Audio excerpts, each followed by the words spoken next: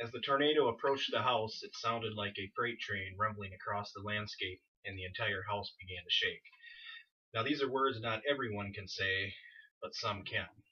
Today, I want to talk to everyone, you, the audience, about tornado formation, some common misconceptions about them, and how to stay safe in the event of a tornado.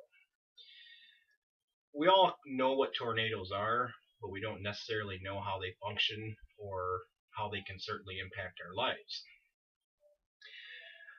I have the opportunity to be an amateur radio relay league emergency coordinator for Allen McKee County here in Northeast Iowa. And what that basically entails is I've been certified and trained as a storm spotter and also to respond to emergencies in the community as far as not only weather related events but hazardous chemicals, etc. But the biggest thing we focus on in the county here is tornado safety, severe storm safety, as this area gets hit pretty hard by it. In the course of this service, I've become very passionate about taking the knowledge that I've learned and utilized and really want to be able to pass it on to, again, you, the audience, so that you can become better informed in the event of any kind of tornadic activity. So starting today, there's three main topics I really want to talk with the audience about, and that is tornado development, how we get there, some common misconceptions about tornadoes, which ironically there are quite a few. And again, my goal today is to help better educate everyone as to what some of those misconceptions are. And finally, I want to talk about safety in the event of a tornado, which again to me is of the utmost importance, and not only for myself, but for you, the audience. So let's talk a little bit about the formation of tornadoes.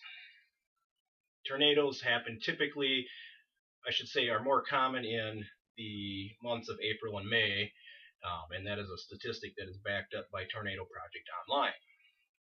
What really happens is you'll get a normal storm pattern, you'll kind of get your bubbly clouds, cumulonimbus, they'll start to build. That's just a common thunderstorm, nothing too much to worry about. And in a thunderstorm, you get these warm updrafts of air that build into the cloud base and produce the precipitation that falls down in a downdraft. So we're constantly doing this cycle up and back down to the earth. Now what happens is, in the event of a tornado, what you get are these updrafts, but they become more massive. More and more hot air is being sucked from the surface into the cloud base. And what actually happens is the cloud begins to lower behind itself, and what you'll get is a rain-free base behind it. And right at the junction of that rain-free base and the storm cloud, you'll get a wall cloud that comes down, most typically in these kinds of storms. From there, you get these massive amounts of wind shear that combine, going every which way direction you can think of. It begins to form a cyclonic action, and pretty soon we have the development of a tornado. So, now that we know a little bit, the basics at least, of the formation of a tornado, let's talk about some misconceptions about them. And as I noted earlier, there are actually quite a few. One I was always raised on, even in school, and I think a lot of us were in the event of a tornado, or that we suspect a tornado will be striking, is to open every window in the building you're in to equalize air pressure. That is false. Really what that does is tornadoes operate on wind and shear, not pressure. So really, according to NOAA, we get about 1,200 tornadoes every year. And what that means is not everyone is going to get hit by them, but there's a good chance that certain areas could. And according to Missouri Storm Awareness, the time that you spend trying to open your windows and do what you think is best for your house is actually time that you're losing heading to your basement, to your storm shelter, to make sure that you're safe. Another misconception about tornadoes is that they don't cross bodies of water. That is completely false. NOAA, or the National Atlantic Atmospheric Association, has proven statistically that tornadoes have impacted every major large river east of the Rockies, and that has included high elevations such as the Rockies, the Appalachians. So there you have it. Tornadoes can strike anytime, anywhere. So moving on from there, now that we know a little bit more about some of the misconceptions about tornadoes, we can move into the number one item, and that is the topic of safety. Now, safety is a big thing for tornadoes. They're obviously very devastating, can be deadly. And I think one of the biggest things that I see, especially being that emergency coordinator, is a lack of people's awareness to truthfully follow the warning systems that are in place in the event of a tornado warning. Some people say, oh, it's not for me, or it's, a county away. A county away is the time to act. That's the time to move to your designated storm shelter. That's what those warning systems are for. Their warning systems may only give you 2 or 3 minutes advance lead time on emergency. And it's very important to follow any kind of warning, any kind of watch, just to listen, to be aware, and to prepare yourself. Another big thing that people lack is a safety kit. A safety kit's not just Band-Aids, medical supplies. It's a flashlight, it's food, it's water.